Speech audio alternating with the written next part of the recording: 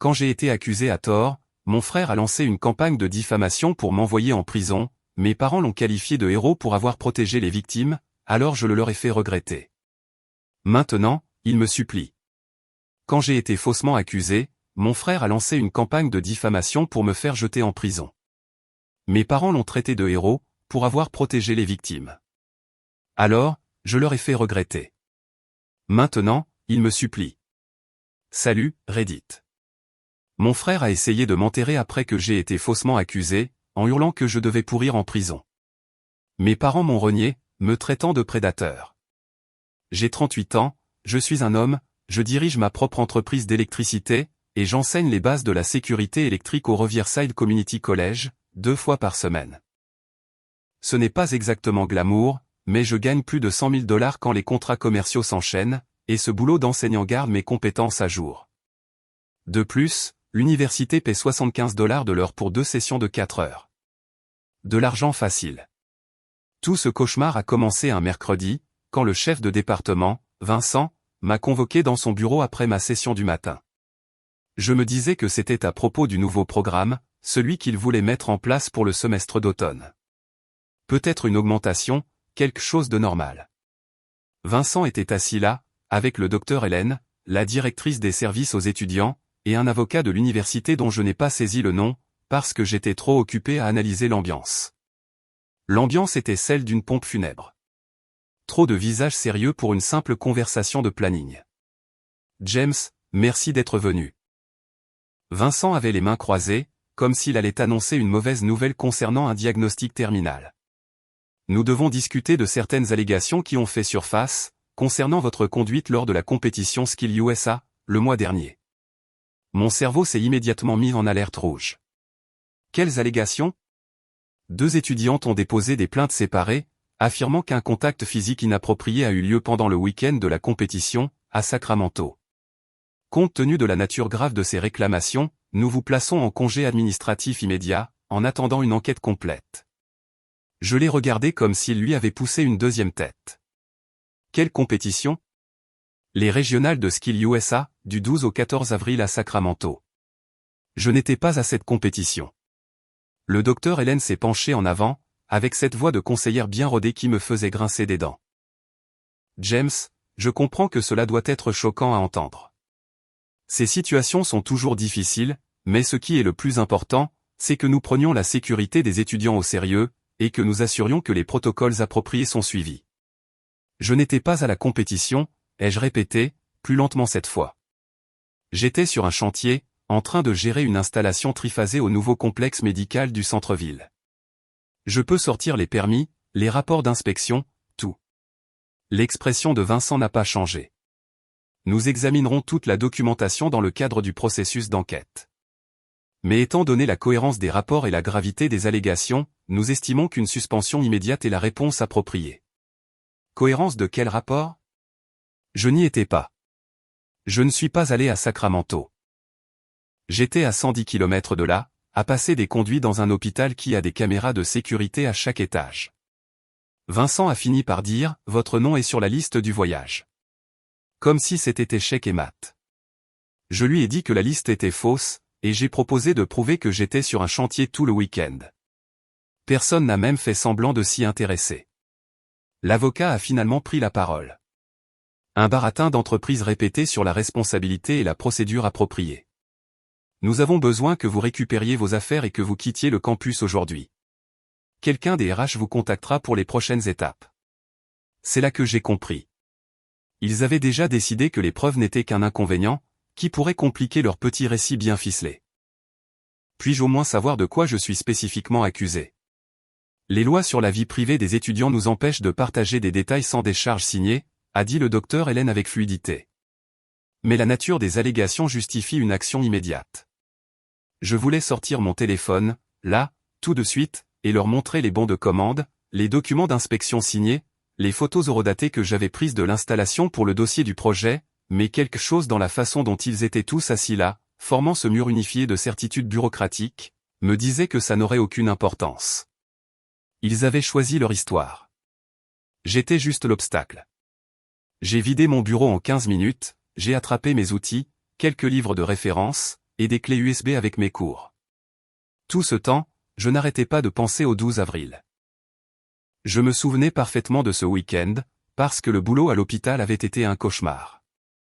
Des travaux critiques, avec des inspections prévues pour le lundi matin.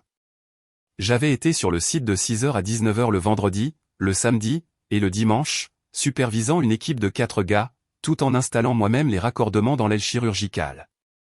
J'avais le dos en compote le dimanche soir. J'étais rentré chez moi et j'avais pris un bain chaud pendant 1 heure. J'avais des permis avec ma signature, des rapports d'inspection, des photos de progression, des journaux quotidiens. 4 électriciens qui avaient travaillé à mes côtés tout le week-end. Mon téléphone avait probablement borné sur l'antenne relais de l'hôpital 200 fois au cours de ces 3 jours. 10 minutes de vérification des dossiers auraient éclairci cela instantanément. Ils ne voulaient pas vérifier. J'ai appelé mes parents depuis mon camion. Mon père a répondu à la 2e sonnerie. Il m'accuse de quelque chose qui est physiquement impossible, j'ai dit. Pas de préambule, pas de drame. 2 étudiantes prétendent que j'ai fait quelque chose à une compétition où je n'étais pas. Ils m'ont suspendu. Ma mère s'est mise sur haut-parleur. Sa voix avait ce tranchant qu'elle prend quand elle voit une opportunité. Qu'est-ce qu'ils disent qu'il s'est passé exactement? Ils ne veulent pas me donner de détails, mais ils ont dit que c'était à la compétition Skill USA à Sacramento. Je travaillais sur le chantier de l'hôpital tout ce week-end-là. Il y a eu une pause. Puis mon père, tu as des preuves. Permis signé, documents d'inspection, témoins de l'équipe de travail, photos du site, tout. Alors on va gérer ça, a-t-il dit. Mais son ton n'était pas rassurant. Il était calculateur. Passe à la maison ce soir. Nous devons discuter de la stratégie. Cette nuit-là, j'ai sorti tous les documents que j'avais. Des permis avec ma signature en tant que titulaire de la licence sur site, des rapports d'inspection de 3 visites séparées ce week-end-là. Les registres de badges de sécurité de l'hôpital montrant les heures d'entrée et de sortie. Les déclarations de l'équipe, les photos de progression avec horodatage, tout organisé, chronologique, une preuve en béton qui ne suggérait pas seulement mon innocence, mais démontrait l'impossibilité physique des faits. Je n'étais pas à Sacramento. J'étais à 110 km de là, sur un chantier qui laissait une trace papier que n'importe quel étudiant en droit de première année pourrait vérifier en 10 minutes. J'ai tout envoyé à Vincent à minuit, avec pour objet, documentation 12 à 14 avril travail hôpital. Il n'a jamais répondu. Mon frère Brandon m'a appelé jeudi matin, à 8h30. J'étais encore à moitié endormi, mais nous avions grandi dans la même maison et partagions le même nom de famille, alors je me disais que le sang compterait pour quelque chose. Puis je me suis souvenu que Brandon avait toujours eu besoin d'être le meilleur fils. Quand j'ai lancé mon entreprise à 26 ans et acheté ma première maison à 28 ans, il avait passé le dîner de Thanksgiving à expliquer à tout le monde comment les vraies carrières nécessitaient des diplômes supérieurs. Quand j'ai payé mon camion en liquide, il a fait un commentaire sur la façon dont l'argent des cols bleus ne construisait pas de richesse générationnelle. Nos parents avaient toujours favorisé sa trajectoire d'entreprise par rapport à mon travail manuel, le MBA de l'État, le titre de poste dans une association à but non lucratif, toutes ces bêtises de leadership communautaire.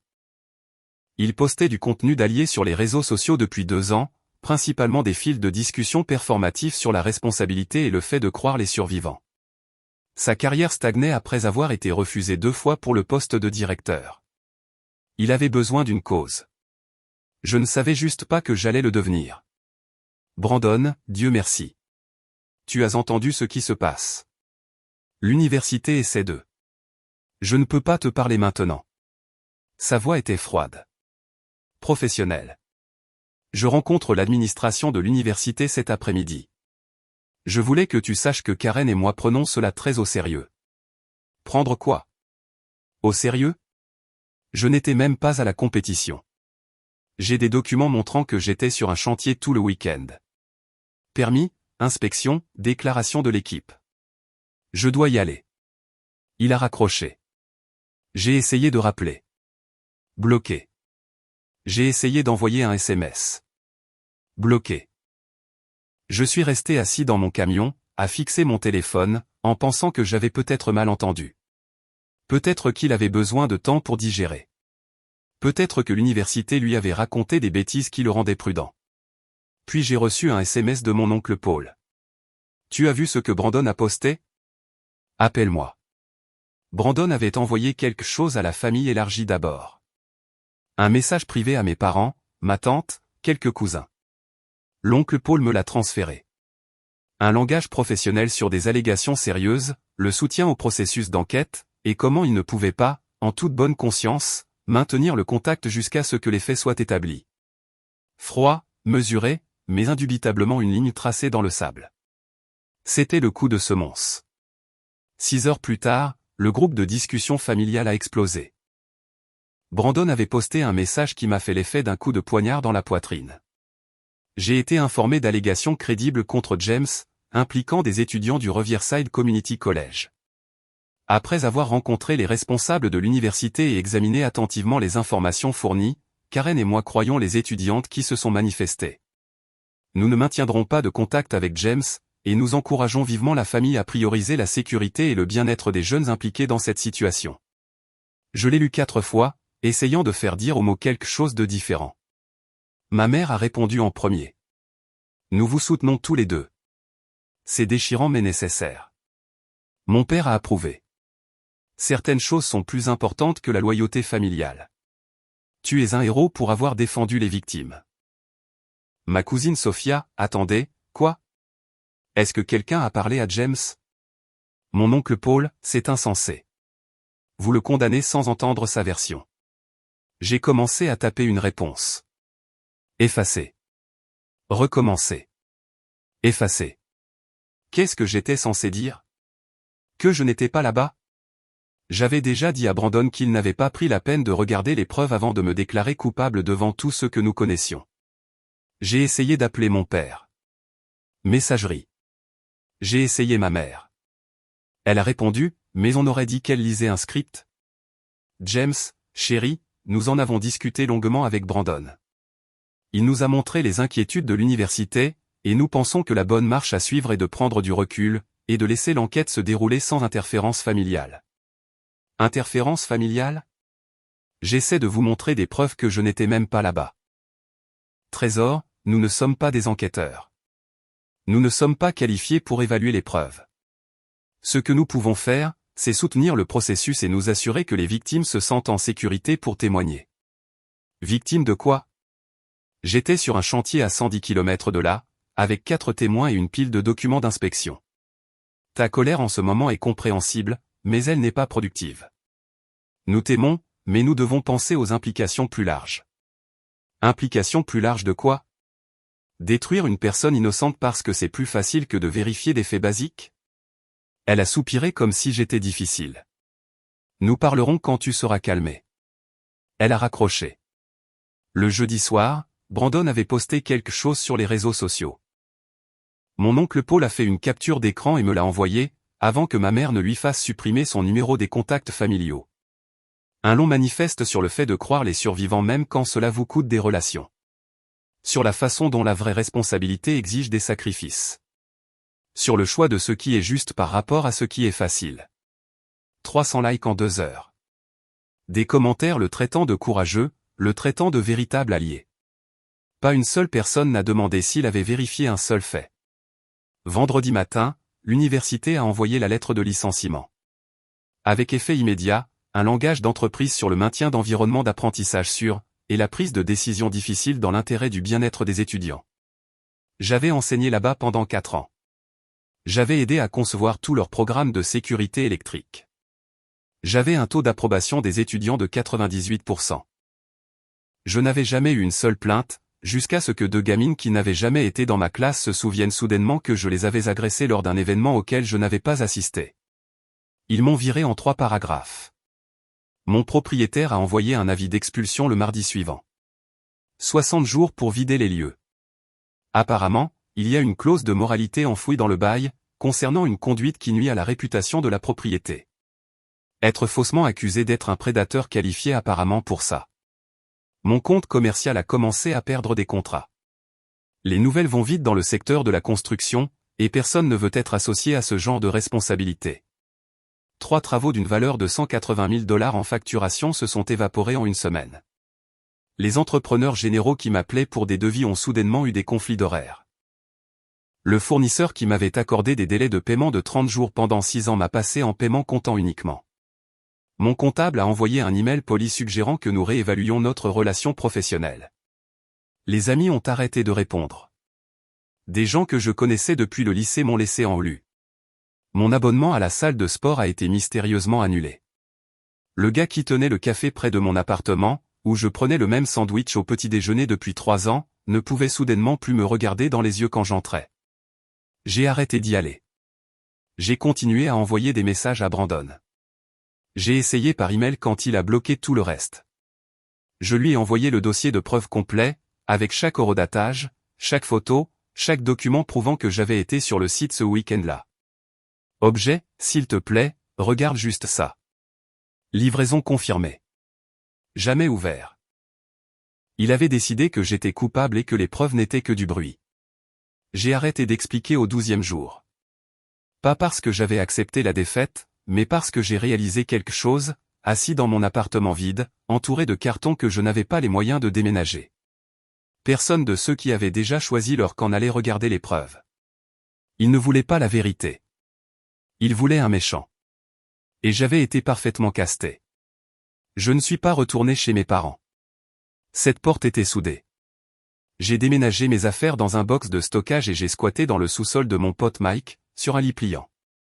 Je l'ai payé en liquide et j'ai refait le câblage de son tableau électrique, qui avait l'air d'avoir été installé sous l'administration Nixon. J'ai passé le week-end à tout organiser. Permis, inspection, registre de badge avec horodatage exact, photos de progression, déclaration de témoins de l'équipe. Tout pointait vers la même conclusion. Je n'étais pas à Sacramento. J'étais sur un chantier à 110 km de là, faisant un travail qui laissait une trace papier complète. Lundi matin, j'ai appelé une avocate. Pas un grand cabinet. Je ne pouvais pas me le permettre. Mais mon oncle Paul connaissait quelqu'un qui lui devait une faveur. Une avocate spécialisée dans les droits civils, la trentaine, qui traitait des affaires de titre neuf et avait la réputation de ne faire qu'une bouchée des administrateurs universitaires. Elle en était déjà à son 2e café quand je suis arrivé au restaurant. « Racontez-moi tout », a-t-elle dit en sortant un bloc-notes. Je l'ai fait. Tout le truc, l'accusation, la suspension, l'implosion familiale, la croisade de Brandon sur les réseaux sociaux, tout. Elle a passé 20 minutes à parcourir mes preuves. Quand elle a finalement levé les yeux, son expression était prédatrice. C'est du béton. Vous n'étiez pas là-bas. Je sais. Alors pourquoi diable continue-t-il à pousser ça? Parce qu'admettre qu'ils avaient tort signifie admettre qu'ils ont piégé un innocent. L'université, les administrateurs, mon frère, ils ont tous rendu ça public, vite et fort. Faire marche arrière maintenant les ferait passer pour des incompétents ou des malveillants. C'est plus facile de continuer à insister que je suis coupable, et d'espérer que je disparaisse discrètement. Elle a hoché la tête lentement. Voici ce que vous devez comprendre. Vous avez des réclamations solides pour diffamation, ingérence délictuelle, peut-être des violations du titre 9. Votre frère a fait des déclarations spécifiques, fausses et dommageables qui vous ont coûté vos revenus et votre logement. L'université a violé les procédures de base. Ça va être moche. Ça prendra du temps et ça leur coûtera plus cher qu'ils ne sont prêts à payer. Je ne vais nulle part. Bien. Alors voici le plan. Nous ne nous engageons pas publiquement. Nous préservons les preuves, déposons les plaintes nécessaires, et les laissons creuser leur trou encore plus profondément. Chaque fois que votre frère poste quelque chose, nous faisons une capture d'écran. Chaque fois que l'université refuse de regarder vos preuves, nous le documentons. Quand cela ira au procès, nous les enterrons sous leur propre négligence. Et pour Brandon? Quoi pour lui? Il est là dehors à me traiter de prédateur. Il coache les familles, il. Laissez-le faire. Chaque poste qu'il fait, chaque déclaration qu'il aide à rédiger. Chaque fois qu'il en rajoute une couche sans vérifier les faits de base, cela devient une preuve. Plus il agit avec certitude, pire il paraîtra quand nous prouverons qu'il n'a jamais rien vérifié. Il construit votre dossier pour vous. Je l'ai aimé immédiatement. Nous avons passé l'heure suivante à passer en revue les prochaines étapes. Avant que je parte, elle m'a donné une dernière instruction. Envoyez des lettres de préservation à l'université et au docteur Hélène. Informez-les qu'ils sont tenus de conserver tous les documents, emails et dossiers liés à cette affaire. S'ils détruisent des preuves après cette lettre, cela devient un tout autre problème pour eux. J'ai envoyé les lettres de préservation cet après-midi-là, puis j'ai déposé des plaintes auprès du Conseil d'accréditation de l'État et du ministère de l'Éducation. J'ai commencé à rédiger le procès en diffamation contre Brandon. Rien de dramatique, rien de public, juste la machine bureaucratique qui se met en marche. Brandon continuait de poster de longs fils de discussion sur le fait de croire les victimes, sur le danger que représentent les familles qui protègent les prédateurs, sur le choix du courage moral plutôt que l'obligation familiale. Il n'était même pas subtil à ce sujet. Tout se résumait à « condamner-le d'abord, poser des questions plus tard ». Chaque poste était capturé, enregistré, ajouté au dossier.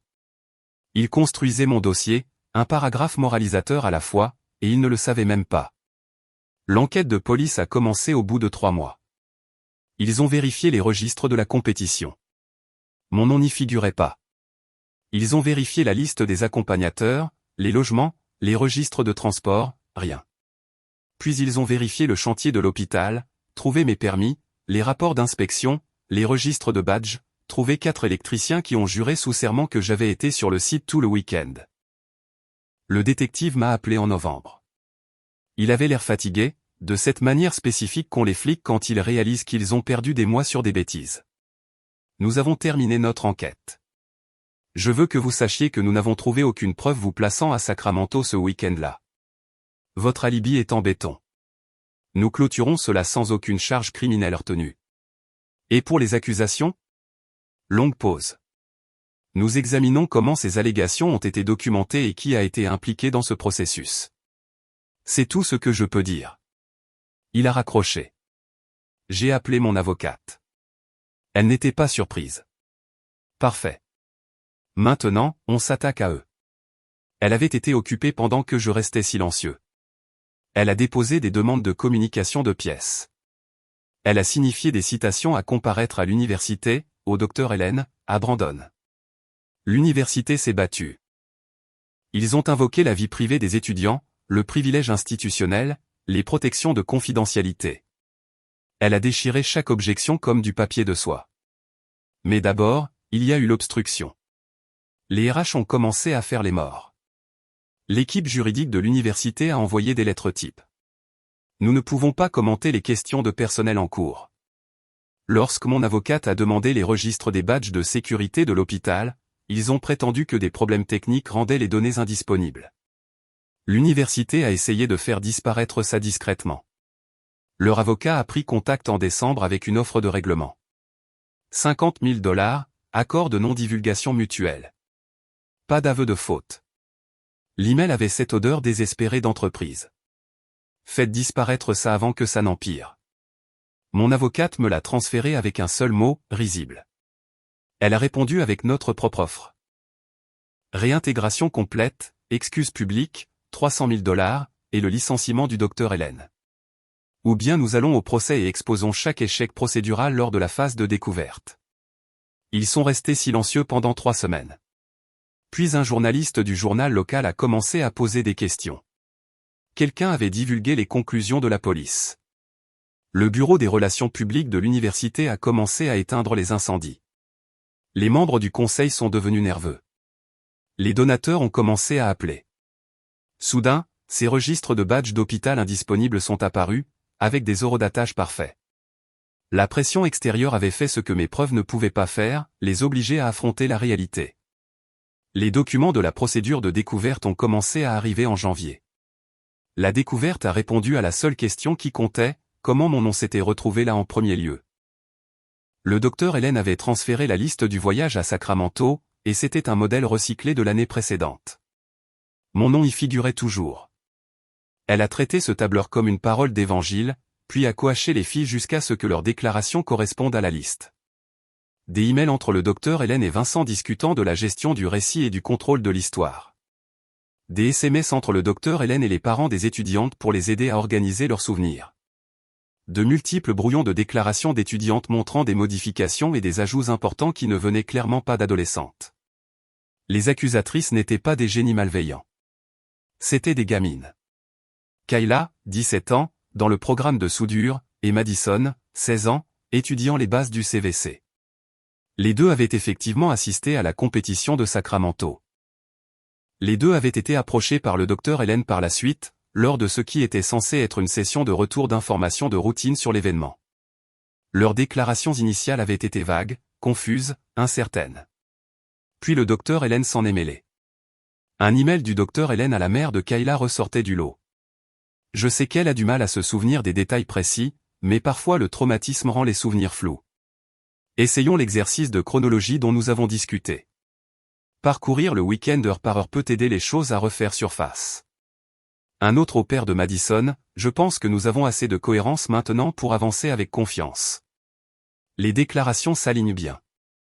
Nous devons juste nous assurer que la famille reste engagée dans le processus et ne vacille pas sous la pression. Il y avait d'autres pages comme ça.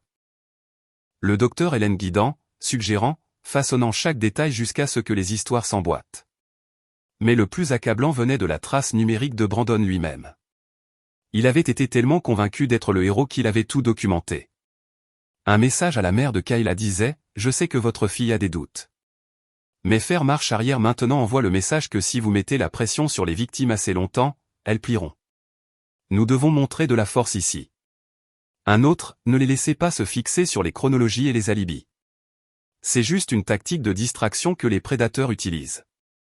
Ce qui compte, c'est le traumatisme, pas la logistique. Il avait tout gardé. Chaque conversation où il les avait aidés à affiner leurs déclarations. Chaque moment où il avait priorisé sa croisade sur la vérification des faits de base. Chaque fois qu'il avait repoussé le doute quand il commençait à s'insinuer. Mon avocate a programmé les dépositions pour février. Brandon est passé en premier.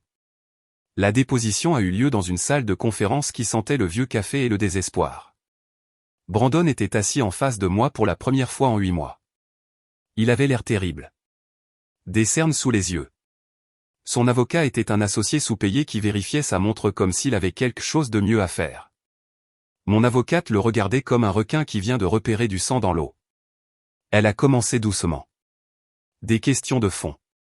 Sa relation avec moi, son travail et son plaidoyer communautaire. Puis elle a changé de vitesse. Quand avez-vous appris pour la première fois les allégations contre votre frère ? L'université m'a contacté fin avril. Ils ont demandé si je voulais les rencontrer pour discuter d'une situation grave. Et que vous ont-ils dit lors de cette réunion ? Que 2 étudiantes avaient signalé un contact inapproprié pendant un week-end de compétition. Ont-ils fourni des détails spécifiques sur ce qui se serait passé ? Non. Ils ont dit que les lois sur la vie privée les empêchaient de partager des détails sans le consentement des parents. Vous ont-ils dit quelle compétition ? Les régionales de Skill USA à Sacramento, du 12 au 14 avril. Et avez-vous, à un moment donné pendant ou après cette réunion, vérifié que James avait réellement assisté à cette compétition ? Pause. Brandon a jeté un coup d'œil à son avocat. L'avocat a hoché la tête légèrement. Non, vous n'avez pas vérifié les registres de présence. Vous n'avez pas vérifié la liste des accompagnateurs ? Vous n'avez pas demandé à l'université de confirmer que James avait même été présent ? Non. Mon avocate a laissé cela reposer un moment. James vous a contacté après que l'accusation a été faite. Correct ? Oui. Et que vous a-t-il dit ? Il a dit qu'il n'était pas à la compétition. Qu'il avait des preuves qu'il travaillait sur un chantier ce week-end-là. Et qu'avez-vous fait de cette information ? Je lui ai dit que je ne pouvais pas en discuter avec lui et j'ai mis fin à l'appel. Avez-vous demandé à voir ces preuves ? Non. Il vous a envoyé des documents, n'est-ce pas ?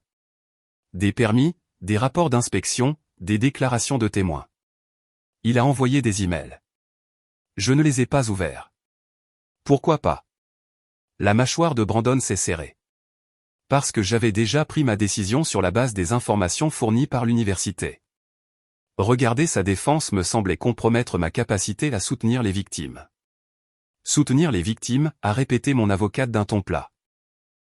Même si la victime présumée n'a pas été réellement victimisée par votre frère ? Je pensais que les allégations étaient crédibles, mais vous ne les avez pas vérifiées. Silence. Mon avocate a laissé le silence planer.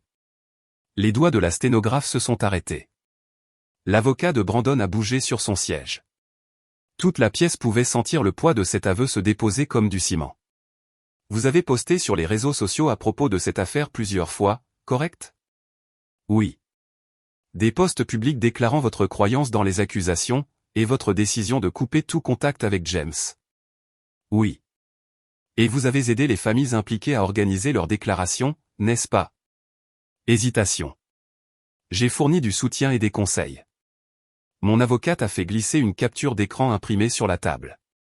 Ceci est un message de vous à la mère de Kayla. Vous avez écrit, et je cite, « Ne les laissez pas se concentrer sur les chronologies et les alibis.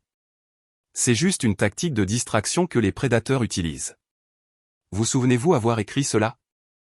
Brandon a fixé le papier. Oui. Étiez-vous conscient que les chronologies pouvaient réellement avoir de l'importance si, par exemple, la personne accusée n'était pas présente à l'événement en question? À l'époque, je croyais. À l'époque vous croyiez que la vérification n'était pas importante.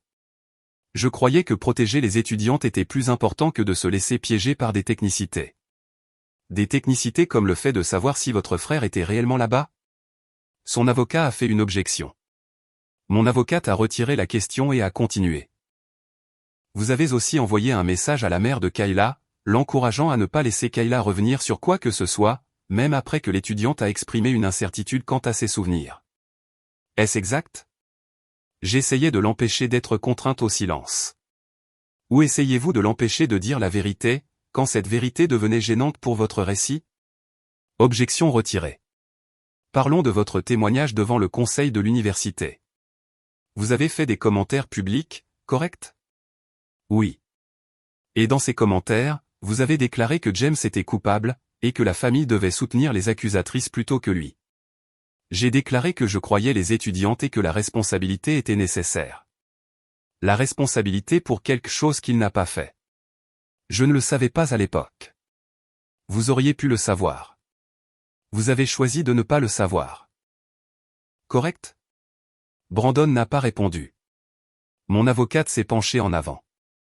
Brandon, vous est-il jamais venu à l'esprit qu'en déclarant publiquement votre frère coupable, en aidant les familles à rédiger des déclarations cohérentes, en les encourageant à ignorer les doutes et à rester engagés, vous est-il jamais venu à l'esprit que vous pouviez participer à la destruction de la vie d'une personne innocente?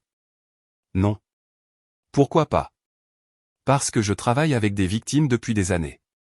J'ai vu combien de fois elles sont réduites au silence et rejetées. Je ne voulais pas faire partie de ce système.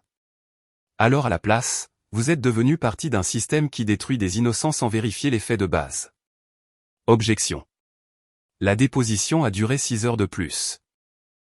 Mon avocate lui a fait passer en revue chaque message, chaque post, chaque déclaration qu'il a aidé à façonner, lui a fait expliquer chaque décision, chaque hypothèse, chaque moment où il avait choisi la certitude plutôt que la vérification. À la fin, il avait l'air détruit. Mon avocate avait une dernière question. Brandon, si vous pouviez revenir en avril, feriez-vous quelque chose différemment? Longue pause. Les mains de Brandon tremblaient légèrement. J'aurais vérifié qu'il était là-bas d'abord. La déposition s'est terminée à 20 heures. Brandon est parti sans me regarder une seule fois. Son avocat a pris mon avocate à part dans le couloir. J'ai regardé à travers la vitre pendant qu'il parlait. L'avocat n'arrêtait pas de secouer la tête. L'expression de mon avocate restait neutre.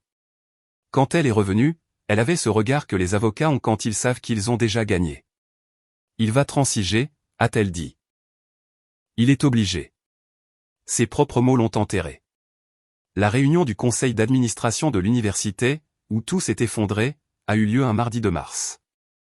Il l'avait programmée comme une affaire courante, mais la nouvelle des conclusions de l'enquête avait fuité. La salle était bondée.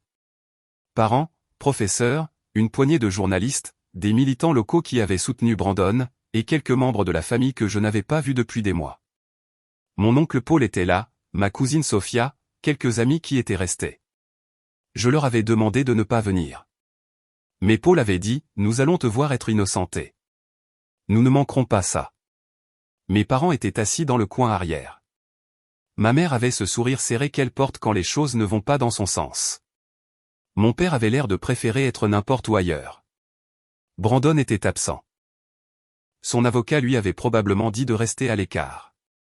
Le président par intérim de l'université, amené du bureau du district après l'éclatement du scandale et la démission de Vincent, a ouvert avec une déclaration préparée sur la transparence et la responsabilité institutionnelle. La salle est devenue silencieuse. Puis ils ont lu les conclusions. Après un examen approfondi des allégations portées contre James, y compris l'examen des permis de travail, des rapports d'inspection, des registres de sécurité, et des témoignages, ce conseil ne trouve aucune base factuelle reliant James à l'incident présumé.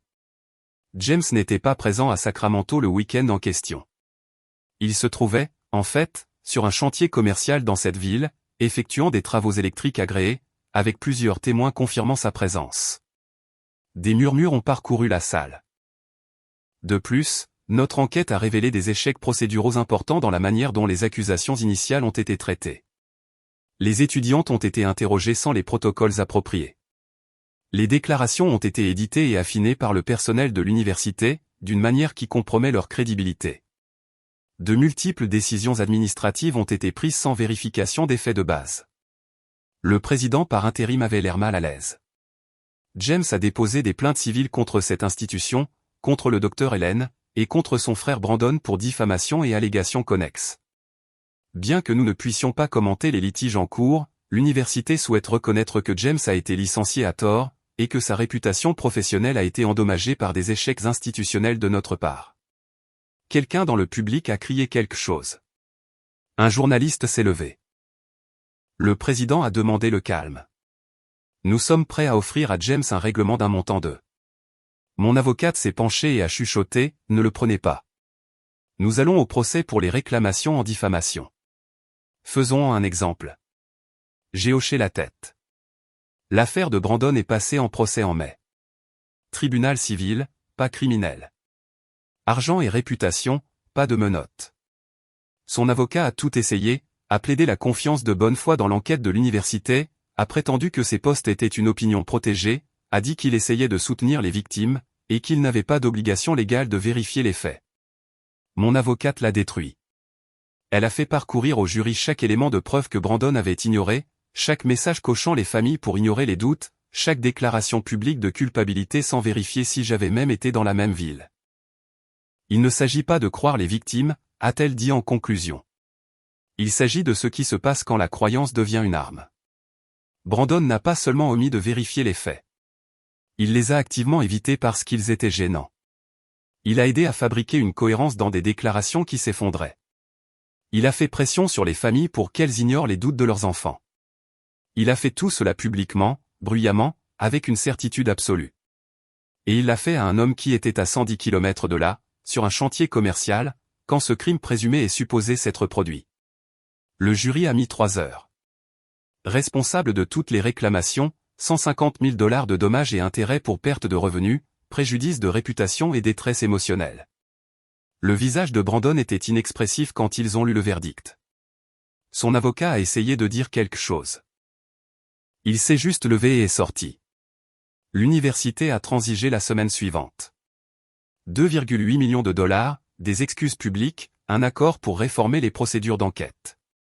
Le règlement les obligeait à envoyer des lettres de rectification formelles à chaque personne du métier qu'ils avaient informé des accusations. Mon propriétaire, chaque fournisseur qui avait rompu les contrats, la liste de diffusion du département de l'université, l'association locale des entrepreneurs, tous sur papier en tête officielle indiquant que les allégations étaient infondées, que j'avais été licencié à tort, et que leur enquête confirmait que je n'étais pas présent à l'événement. Mon avocate a appelé cela une remédiation de la réputation. J'ai appelé cela les voir ravaler leurs paroles par écrit. Mon ancien propriétaire m'a appelé 2 jours plus tard, s'est excusé, a proposé d'être une référence. 3 fournisseurs qui m'avaient laissé tomber m'ont contacté pour de nouveaux contrats. Le directeur du département qui avait supervisé mon licenciement a dû signer chaque lettre personnellement. Ils ont aussi payé des indemnités aux familles dont les enfants avaient été utilisés comme accessoires dans la croisade du Dr Helen. Je ne déteste pas Kayla ou Madison. Elles avaient 17 et 16 ans quand ça a commencé. Juste des gamines qui ont été entraînées dans quelque chose qu'elles ne comprenaient pas, par des adultes qui auraient dû savoir mieux faire. Le Dr Helen les a manipulées. Brandon a renforcé cela. Leurs parents ont été coachés pour croire que la cohérence importait plus que la vérité. Les filles étaient confuses, sous pression, et entourées de figures d'autorité leur disant quoi se rappeler. Je blâme les adultes qui les ont utilisées. Le Dr Helen a perdu sa licence 4 mois plus tard. Le Conseil de l'État a constaté qu'elle avait coaché des étudiants, fabriqué des preuves, et violé environ 20 normes professionnelles. Elle a essayé de faire appel. Ça n'a mené nulle part. Je n'ai pas déménagé dans une nouvelle ville pour repartir à zéro. Oubliez ça. J'ai reconstruit ma vie ici même, là où tout le monde pouvait regarder. J'ai utilisé l'argent du règlement pour acheter mon propre bâtiment. Un atelier de 370 mètres carrés avec un espace de bureau et de la place pour l'équipement. J'ai réembauché mon ancienne équipe. J'ai commencé à faire des offres sur les travaux commerciaux qui m'avaient laissé tomber. Il s'avère qu'un règlement de 4 millions de dollars et un jugement du tribunal en votre faveur, c'est une assez bonne publicité. En 6 mois, j'étais plus occupé qu'avant le début du cauchemar. Mes parents ont essayé de se réconcilier en juillet. Ils se sont pointés à l'atelier à l'improviste, pendant que je posais des conduits pour la rénovation d'un restaurant. J'ai vu la voiture de mon père entrer dans le parking et j'ai su exactement ce qui allait arriver.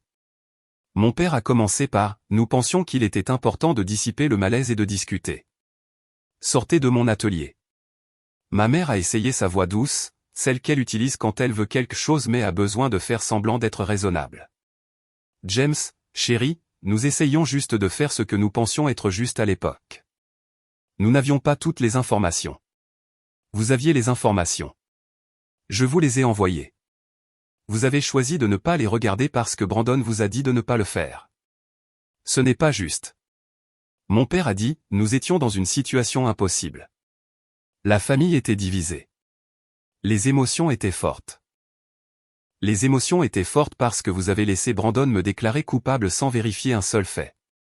Vous avez soutenu son jeu parce qu'il a toujours été votre enfant doré. Et j'ai toujours été la déception qui travaille avec ses mains au lieu de pousser du papier dans un bureau d'entreprise. Les yeux de ma mère sont devenus larmoyants. Nous n'avons jamais dit ça. Vous n'aviez pas à le dire. Vous l'avez montré quand ça comptait. Je suis retourné au travail. Ils sont restés là 1 minute de plus, puis sont partis. Je n'ai pas eu de nouvelles d'eux depuis. La fracture familiale n'a jamais guéri. L'oncle Paul et la cousine Sophia sont restés en contact. Tous les autres ont soit choisi le camp de Brandon, soit sont restés silencieux. Ça me va très bien. Le sang ne signifie rien quand les gens qui le partagent vous jettent sous le bus à la première occasion. Brandon a essayé de reconstruire sa carrière de plaidoyer, mais le jugement du tribunal l'a suivi partout. Il s'est fait virer de son poste dans l'association à but non lucratif 3 mois après le verdict. Aux dernières nouvelles, il travaillait dans une compagnie d'assurance à faire du sale boulot pour 45 000 $ par an. Sa femme Karen l'a quitté en septembre. Elle a pris la maison, la voiture, et la dignité qui lui restait. Je n'ai pas fait la fête. Je ne me suis pas senti bien en le regardant s'effondrer. Mais je ne me suis pas senti mal non plus. La vraie satisfaction venait du fait de regarder tous ceux qui avaient été si certains, si vertueux, si convaincus d'être du bon côté de l'histoire. Les voir tous devoir ravaler leurs paroles et savoir qu'ils n'admettraient jamais qu'ils avaient tort. C'était un samedi froid d'octobre, presque 18 mois après l'accusation, quand Brandon a fini par se pointer. Je fermais l'atelier vers 18 h quand son camion est entré dans le parking. Je l'ai reconnu immédiatement. Le même vieux Ford cabossé qu'il conduisait depuis la fac. Il est resté assis dans la cabine pendant 5 bonnes minutes avant de sortir. J'ai continué à charger des outils dans ma camionnette de service comme si je ne l'avais pas remarqué. Il s'est approché lentement, s'est arrêté à environ 3 mètres. James. J'ai fini de charger le kit de perceuse avant de lever les yeux. Qu'est-ce que tu veux? Il avait l'air pire en personne que je ne l'avais imaginé. Plus maigre, plus vieux, usé d'une manière qui n'avait rien à voir avec l'âge. Je voulais parler. De quoi? De tout. De ce qui s'est passé. Il s'est arrêté. J'ai merdé. Je le sais maintenant. J'ai fermé la porte de la camionnette et je me suis appuyé contre elle. Tu as conduit 1 heure pour me dire que tu as merdé. C'est ça ta grande révélation. J'essaie de m'excuser. Tu essaies de te sentir mieux. Il y a une différence. Sa mâchoire s'est serrée. J'avais tort sur tout. J'aurais dû t'écouter. J'aurais dû regarder tes preuves. J'aurais dû vérifier si j'étais réellement là-bas avant de me déclarer prédateur devant toute la famille. Oui. J'aurais dû vérifier un seul fait avant de coacher les familles pour ignorer les doutes de leurs enfants? Oui. J'aurais dû considérer, ne serait-ce qu'une seconde, que peut-être ta croisade était plus importante pour toi que la vérité? Il n'a pas répondu à celle-là. Je me suis décollé de la camionnette. Tu n'as pas juste merdé, Brandon. Tu as fait un choix. Tu as choisi de croire que j'étais coupable parce que ça te faisait du bien. Parce que ça te permettait d'être le héros. Parce que vérifier les faits, c'était du travail, et la foi en ta propre droiture, c'était facile. J'essayais d'aider. Tu essayais de te sentir important. Et quand les preuves ne correspondaient pas à ton récit, tu les as juste ignorées. Je pensais que je faisais ce qu'il fallait. Non, tu pensais que tu étais la bonne personne. Il y a une différence. Tu as passé toute ta vie à avoir besoin d'être meilleur que moi, plus intelligent, plus performant, plus important. Quand ces étudiants t'ont fait leur accusation, tu as vu ta chance. Tu avais enfin la preuve que tu étais le bon frère et que j'étais le raté que tu as toujours cru que j'étais. Ses mains tremblaient. Ce n'est pas, tu n'as pas vérifié que j'étais là-bas parce qu'au fond, tu ne le voulais pas. Tu voulais que je sois coupable. Ça collait à l'histoire que tu te racontais depuis qu'on était gamin. Le silence s'est étendu entre nous comme du fil barbelé. J'ai tout perdu, a-t-il dit finalement. Mon travail, mon mariage, ma réputation. Je sais que ça ne répare pas ce que je t'ai fait, mais rien. Tu n'as pas perdu ces choses à cause de ce que j'ai fait. Tu les as perdues à cause de ce que tu as fait. Parce que tu as priorisé ta croisade sur des faits basiques, et quand la vérité est sortie, tout le monde a pu voir exactement ce que tu étais. J'essaie d'arranger les choses. Tu ne peux pas. Certaines choses ne se réparent pas avec des excuses 18 mois trop tard. Tu as détruit ma vie parce que c'était pratique pour toi. Tu as laissé maman et papa penser que j'étais un prédateur parce que ça te faisait paraître meilleur par comparaison. Tu as aidé à coacher des familles pour ignorer les preuves parce que tu ne pouvais pas supporter d'avoir tort. Je suis passé devant lui pour aller vers mon camion. James, attends. Je me suis arrêté mais je ne me suis pas retourné. Tu veux le pardon? Tu veux tourner la page? Tu veux que je te dise que c'est bon et qu'on peut reconstruire notre relation? Je veux essayer. Alors essaie ça, vis avec ce que tu as fait. Vis avec le fait que tu as détruit ton frère sur la base d'accusations que tu n'as jamais vérifiées. Vis avec la connaissance que, quand ça comptait le plus, tu as choisi ton ego plutôt que la vérité. Vis en sachant que chaque personne qui t'a loué pour ton courage te louait pour avoir été certain de quelque chose que tu n'as jamais pris la peine de vérifier. Ne m'appelle plus jamais. Ne te pointe pas à mon atelier. N'envoie pas de lettres, de mails ou de messages par l'intermédiaire de membres de la famille. C'est fini. Je suis monté dans mon camion et j'ai démarré le moteur. À travers le pare-brise, je pouvais le voir debout dans le parking, les épaules affaissées, paraissant plus petit que je ne l'avais jamais vu. Ses mains étaient dans ses poches. Sa tête était baissée. Il ressemblait à un homme qui avait enfin compris ce qu'il avait fait, et réalisé qu'il n'y avait aucun moyen de le réparer. J'ai démarré et je n'ai pas regardé en arrière. Si vous avez aimé cette vidéo, n'oubliez pas de cliquer sur le bouton d'abonnement. Cela aide vraiment la chaîne, et nous aide à vous apporter plus de meilleures histoires. Merci.